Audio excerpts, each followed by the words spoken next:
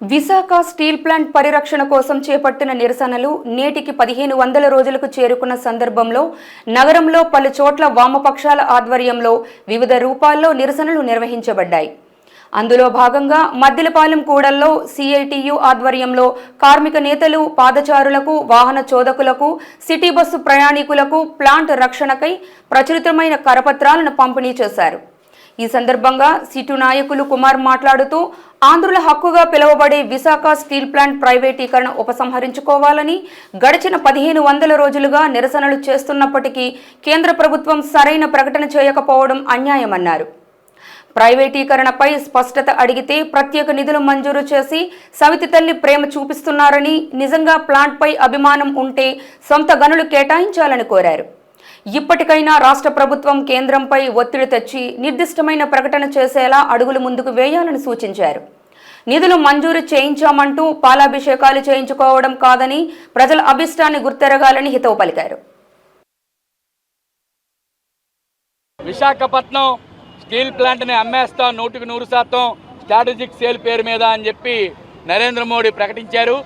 ప్రకటించిన నాటి నుండి నేటికి 4 ఏళ్ళు పూర్తయింది. ఈ 4.5 సంవత్సరాల నుంచి కూడా పెద్ద ఎత్తున విశాఖపట్నం స్టీల్ ప్లాంట్ కార్మికులతో పాటు విశాఖలో ఉన్నటువంటి కార్మిక వర్గం, రాష్ట్రంలో ఉండే కార్మిక వర్గం పెద్ద ఎత్తున ప్రజలను కలుపుకొని పోరాడుతూ ఉన్నారు. స్టీల్ ప్లాంట్ ఎట్టి పరిస్థితుల్లోనూ ప్రైవేటు పరం చేయకూడదు, ఇది 32 మంది ప్రాణత్యాగాలతో సాధించుకున్నటువంటిది, దీన్ని ప్రైవేటు పరం చేస్తే ఉపాధి కోల్పోతాం, ప్రభుత్వ రంగం నాశనం అయిపోతుంది అని చెప్పి పోరాడుతూ ఉంటే ఎన్నికలకు ముందు కూటమి పాలకవర్గం ఎవరైతే ఉన్నారో తెలుగుదేశం కానీ పవన్ కళ్యాణ్ పార్టీ కానీ వీళ్ళిద్దరూ కూడా విశాఖపట్నంలో మీటింగ్ పెట్టి మేము అధికారంలోకి వస్తే స్టీల్ ప్లాంట్ని కాపాడుతాం, దీన్ని ప్రైవేటు పరం కాకుండా అడ్డుకుంటాం అని చెప్పేసి చెప్పడం జరిగింది. కానీ మొన్న మనం చూసినట్టయితే స్టీల్ ప్లాంట్ ప్రైవేటీకరణ చేసి తీరుతామని కేంద్రంలో ఉండే మంత్రివర్గం కానీ మంత్రులు కానీ అందరూ చెప్తున్నారు. మరో పక్కన మేము 11,400 కోట్ల రూపాయలు ప్యాకేజీ తెచ్చామని సంబరాలు, తెలుగుదేశం జనసేన అధిష్టానం సంబరాలు జరుపుకున్నారు, పాలాభిషేకాలు చేయించుకున్నారు.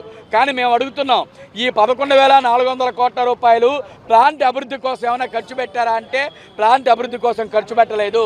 ఇది పాత అప్పులు తీర్చడానికి, జిఎస్టీ చెల్లించడానికి, అలాగే బ్యాంకు రుణాలు తీర్చడానికి ఉపయోగించారు తప్ప ప్లాంట్ మనుగడ కోసం ఉపయోగించలేదు. దీన్ని ప్రైవేటు పరం చేయబోము, చేయనీకుని అడ్డుకుంటామని చెప్పి చెప్తున్నాం. దీన్ని ప్రైవేటు పరం కాకుండా అడ్డుకోవాల్సిన బాధ్యత ఈ రాష్ట్రంలో ఉండే తెలుగుదేశం జనసేన కూటమి ప్రభుత్వం మీద ఉంది.